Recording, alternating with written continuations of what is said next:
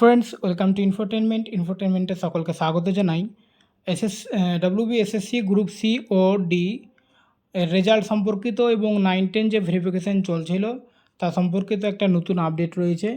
যে কয়েকজন এসএসসি অফিসে ডেপুটেশন দিতে গিয়ে চেয়ারম্যানকে কিছু কথা জিজ্ঞেস করেন এবং চেয়ারম্যানের মুখ থেকে যে কথাগুলো শোনা গেছে বা তিনি যা বলেছেন তার এখানে কয়েকটা পয়েন্ট তুলে ধরা হয়েছে। আর এই পয়েন্টগুলো সংগৃহীত, ঠিক আছে, যারা গিয়েছিল তাদের কাছ থেকে সংগৃহীত। তো এখানে বলা হয়েছে যে খুব শিগগির এসএসসি 7% ওবিসি নিয়ে নতুন করে ফর্ম ফিল আপে এডিট অপশান দেবে।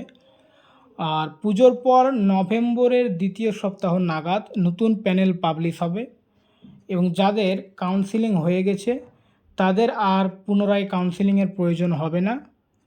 আর 9-10 ডকুমেন্ট ভেরিফিকেশান চলতে থাকবে এবং নিয়োগ প্রক্রিয়া চালানোর জন্য স্কুল সার্ভিস কমিশন 28শে ফেব্রুয়ারি 2027 পর্যন্ত এক্সটেনশন প্রেয়ার করবে। অর্থাৎ সুপ্রিম কোর্টের কাছে এসএসসি জানিয়েছিল যে তারা আবার নতুন করে টাইম চাইবে, যেটা 31শে আগস্ট পর্যন্ত ছিল সেটা বাড়ানোর জন্য। তো এটা শোনা যাচ্ছে যে 28শে ফেব্রুয়ারি 2027 পর্যন্ত করবে, এটা মানে প্রেয়ার করবে আর কি এক্সটেনশন করার জন্য সুপ্রিম কোর্টের কাছে। আর পুজোর আগের গ্রুপ সি ডি লিখিত পরীক্ষার ফল প্রকাশ করা হবে, ঠিক আছে। তো এই ছিল একটা নতুন আপডেট। কতটা এখানে সত্যতা রয়েছে সেটা আমি 100% বলতে পারছি না, তাহলে আমি যা জানতে পারলাম তোমাদের জানালাম আর কি।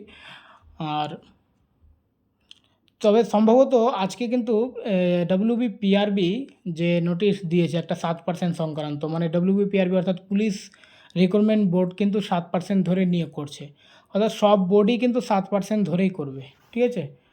তো এসএসসিও 7%ই হবে, আর 17% হবে না। 17% যেটা বলা হচ্ছিল কিন্তু সেটা আর সম্ভব নেই। এবং তাহলে পিএসসিও এখন নোটিফিকেশান আসা বাকি, পিএসসিও 7%ই এটা করবে। ওকে, ঠিক, ওকে, থ্যাংক ইউ।